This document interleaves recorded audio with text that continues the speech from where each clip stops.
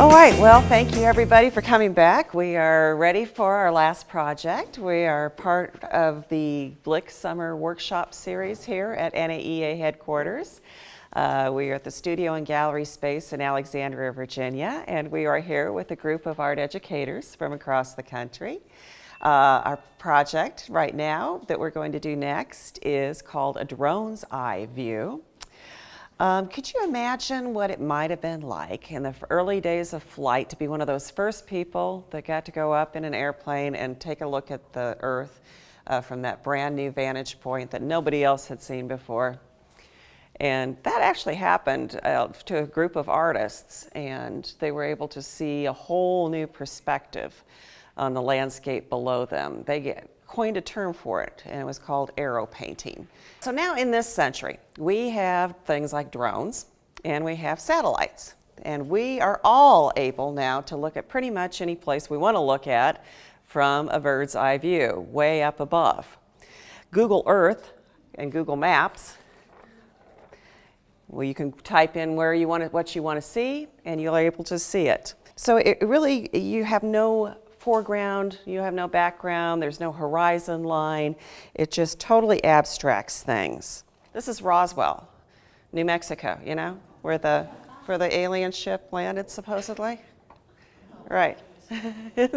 That's kind of neat. The example I have up here in the foreground is Blick Art Materials. And that's kind of an overhead view of where our office location is at there.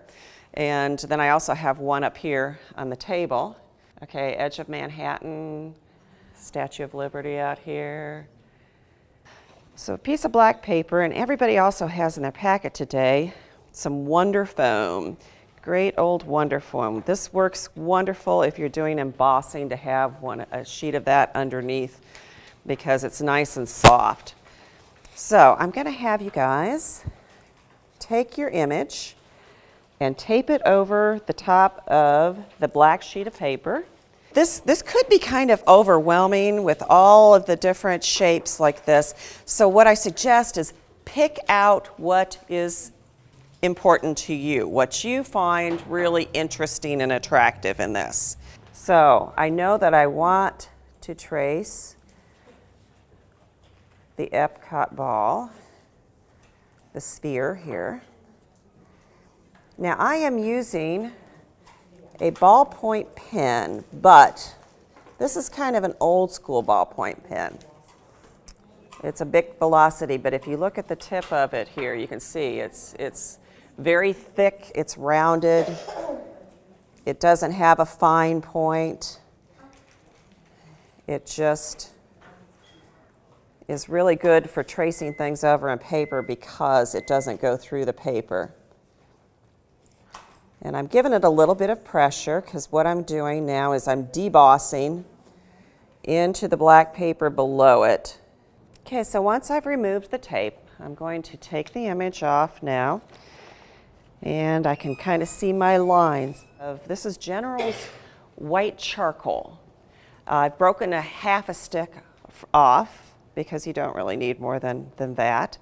White charcoal is an interesting thing. I'm just going to rub this over, and all of a sudden there's all my lines. Now, that's very interesting.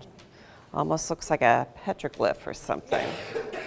And from here, it's very open-ended as to what materials you might want to use, because you could use colored pencils on top of this.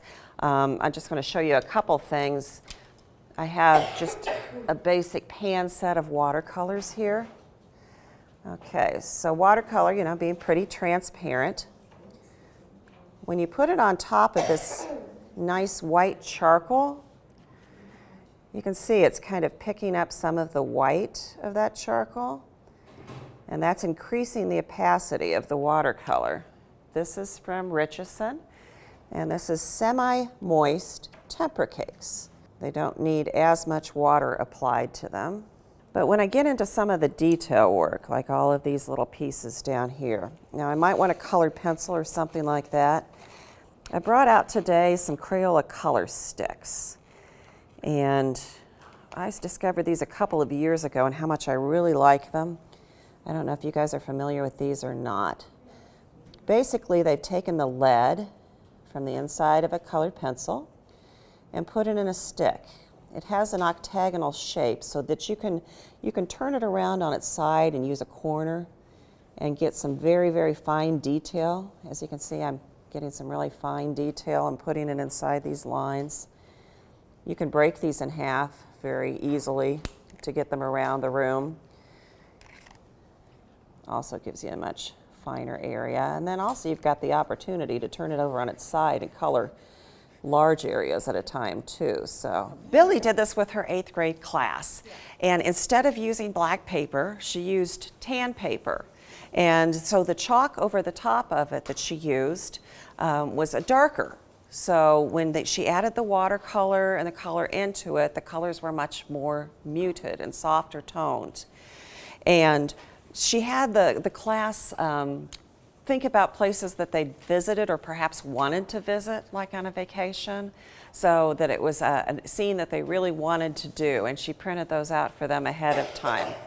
And oil pastel, Billy also mentioned that she'd used oil pastel.